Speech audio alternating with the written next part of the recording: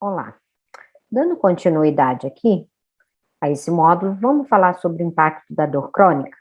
Embora isso já tenha sido um tema e abordado em outro contexto, em módulos anteriores, eu queria falar um pouco do impacto da dor crônica para que a gente comece a perceber e linkar a diferença para a dor aguda e na forma como nós abordamos a dor crônica e a dor aguda e na forma como nós tratamos, que são os módulos posteriores aqui. Lembrando, como foi falado anteriormente, a dor crônica, ela causa um impacto muito negativo na qualidade de vida. A dor crônica é a dor, como já foi mencionado, que persiste há mais de 3 a mais de 6 meses. No entanto, ela não é tão intensa como a dor aguda, mas ela mantém ali, entre leve e moderada, intermitente ou contínua. A dor crônica, ela vai causando prejuízo em vários domínios da vida do paciente, né? No seu lazer, na sua cultura, na sua saúde, no seu sono, na sua saúde mental, no seu equilíbrio biopsicossocial. A gente sabe, e muitos estudos vêm trazendo, a prevalência da dor crônica e da dor crônica de alto impacto por idade. Veja, hoje nós somos um país que vem crescendo imensamente a população de idosos, e a dor crônica de alto impacto, ela vai agravando e vai aumentando e vai prevalecendo com o passar da idade. Perceba que, no entanto, nesse gráfico, nós percebemos que ainda a população de pessoas de 45 anos a 64 anos tem uma prevalência de 12% de dor crônica de alto impacto. Muitas vezes as lombalgias são consideradas nesse perfil de pacientes. Então, veja, independente da faixa etária, a dor crônica pode estar presente e que vai piorando e vai causando um alto impacto com o avançar da idade. Aqui, esse estudo de Galego, em 2007, foi feito com 100 pacientes, com duração maior de 4 e frequência de 15 dias por mês de dor. Foi observado que estresse em 90% dos pacientes e aproximadamente metade deles estava quase na fase de exaustão. Por que isso, né? Porque as dores, como já foi mencionado anteriormente, são dores crônicas persistentes, elas vão causando um forte impacto na qualidade de vida, afetando as atividades de vida diária. A pessoa que tem dor crônica não tem um sono restaurador, a pessoa com dor crônica, ela abdica das suas atividades de lazer, muitas vezes da sua atividade laboral, causando um grande impacto financeiro. Ela interfere nas relações interpessoais, nas relações sexuais, na sua produtividade, causando uma fragilidade muito grande, comprometendo a dignidade humana. Por isso que a Organização Mundial de Saúde prevê que cuidar e tratar da dor é um direito humano básico, né? Então, isso é muito importante. E, com isso, a gente percebe que essas dores crônicas, naquela fase produtiva, muitas vezes causa prejuízo e interrupção do trabalho, né? As pessoas têm 2 vezes mais dias de trabalho perdido, consomem 25% mais dos recursos. Vamos falar um pouquinho mais de recursos financeiros e custo um pouquinho mais adiante, aqui ainda de dor crônica. Dor crônica é uma dor que requer uma abordagem multidisciplinar. Hoje, fora do Brasil, principalmente, nós temos várias iniciativas de programas de reabilitação multidisciplinar. E quando eu falo de programa de reabilitação multidisciplinar, eu estou falando de um programa onde contempla todos os aspectos na qual a dor está sendo afetada, seja no aspecto físico, no aspecto emocional, social, no aspecto mental, e isso tudo são programas de educação que favorecem um entendimento do paciente em relação à sua condição crônica e, consequentemente, ativa gatilhos para que ele possa conviver e ajudá-lo a experimentar essa dor crônica de maneira mais positiva possível, porque muitas vezes não é possível revertê-la. Então, isso são programas que mostram a importância da manutenção, né? Hoje, no Brasil, a gente tem poucos programas com essa iniciativa, mas os estudos vêm mostrando é que pacientes com programas de reabilitação multidisciplinar melhora a qualidade de vida e reduz as suas perdas de horas de trabalho, diminui muito o consumo de busca aos serviços de saúde, gerando menos custos e, consequentemente, mais satisfação, tanto do empregador quanto do empregado. Então, isso é um futuro que, inevitavelmente, nós não podemos deixar de virar as costas para ele, porque é uma necessidade emergente aqui no nosso país, né? Outros indicadores ainda são, no caso de criança, perda de dias escolares, de trabalho, perdas da necessidade da pessoa ficar em repouso, ou se cuidando, ou internada, né? E, muitas vezes, como foi falado, né, esse estudo mostra que 33% dos pacientes com dores crônicas têm suas atividades de vida diária comprometida, e isso impacta no seu sono, na fadiga, no humor e no lazer. Então, veja, quando a gente se depara que você não dorme adequadamente, eu acordo cansado, e acordar cansado vai me irritando e vai alterando o meu humor, porque eu não tenho dor e ainda por cima não tenho descanso, consequentemente não vou ter a mínima vontade de trabalhar, de sair, de me relacionar.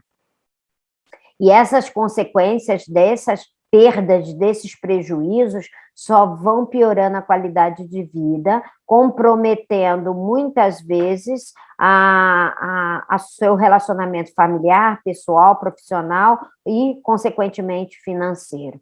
Muitas vezes ocasionando alterações psíquicas, muitas vezes requerendo a necessidade de um suporte profissional. Sendo assim, o que importa é a habilidade para desempenhar as atividades, e não a doença propriamente dita, né? O foco desses programas educativos é justamente isso. O que a pessoa pode aprender a lidar de uma maneira mais produtiva, mais saudável, mais positiva, mesmo com dor. Então, é isso que a gente tem procurado ensinar nesses programas. Programas de educação em saúde, e aqui no meu serviço eu tenho um desenvolvido, voluntário, para que o paciente possa, sim, aceitar a sua condição e mudar o seu mindset para lidar de uma maneira, né, mais positiva, que ele possa buscar os seus recursos internos para lidar com esse novo momento da vida dele. E que é possível, sim, porque os estudos vêm mostrando isso, e na nossa prática clínica nós percebemos isso com bastante notoriedade. Aqui é um quadro de qualidade de vida de pacientes com síndrome fibromialgicas, né? Veja, aqui é o condicionamento físico comprometido, né? A relação entre esses pacientes com a população sadia, a média da população sadia em geral, né? Então, é um paciente que tem uma dor crônica, né? Aqui citou a síndrome fibromialgica, mas poderia ser qualquer dor crônica, um condicionamento físico bastante comprometido, a sua capacidade física, né, funcionalidade, né, a social, seu estado mental, emocional, a sua vitalidade e a percepção geral de saúde, né? Então, veja, são médias, né, indicativas, indicadores de qualidade que mostram o quanto esses pacientes sofrem, né?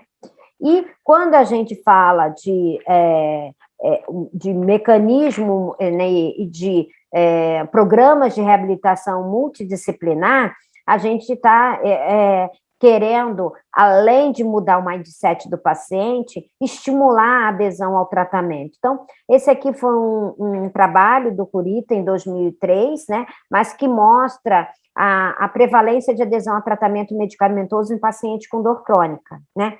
Foram 30 pacientes, um corte de 6 meses, 43,3% e 56,7% dos pacientes tiveram adesão plena, 40% adesão parcial e não adesão foram altas, 56,7%. Os índices de adesão não variaram ao longo dos 6 meses. Então, veja, isso a gente está falando de tratamento medicamentoso. Por que eu trouxe esse estudo? Porque quando se trata da nossa, falando de um aspecto bastante cultural, inclusive nós temos, já foi falado desse módulo de dor e aspectos culturais, mas culturalmente, os nossos pacientes aqui no Brasil, eles têm até uma certa adesão ao tratamento farmacológico. No entanto, quando a gente propõe programas interdisciplinares, multiprofissionais, onde há necessidade e a maior parte desses programas, a abordagem é não farmacológica, né, a gente percebe uma adesão muito baixa, né, um entendimento, uma clareza, um conhecimento até satisfatório diante desses cursos, né, desses programas educativos, mas isso transformar em mudança de comportamento e atitude requer um certo tempo. Então, muitas vezes o paciente, ele acha que tomando o seu medicamento de horário, ele está fazendo a parte dele dentro de um processo de tratamento, dentro de um plano integral de tratamento. Não, um plano integral, ele tem duas bases, a farmacológica, dois pilares, farmacológicos e não farmacológicos. E tanto um quanto o outro é extremamente importante, né? E há a necessidade de ter um equilíbrio, né, entre o que é farmacológico e não farmacológico. No entanto, percebemos uma maior adesão ao que é farmacológico. O que não é farmacológico realmente é um desafio diário que a gente tenta, a todo instante, com esses programas educativos, tirar algumas crenças limitantes, de sensibilizar o paciente para uma melhora, porque isso envolve hábitos de vida, mudanças de perfil e rotinas e hábitos, e isso leva um certo tempo para ser adquirido, né? Enfim, a dor crônica em relação às atividades laborais, nós percebemos a custos pelo afastamento, pela necessidade, muitas vezes, de reintegrar esse paciente a uma outra atividade, né? Até refazendo, afastando das funções originais, né? Gerando discriminação e, muitas vezes, gerando uma sobrecarga dos colegas e até uma certa discriminação para com o paciente. Então, veja, o tratamento adequado visa a melhora da qualidade de vida, a readaptação e a reabilitação social e profissional, e não apenas o alívio da dor. Então, os programas educativos hoje são as ferramentas mais eficientes e eficazes que nós temos para manutenção de um quadro doloroso crônico estável, e para que o paciente consiga ter uma qualidade de vida capaz de ter as suas dignidade, ter suas atividades laborais, pessoais, né, em plena realização.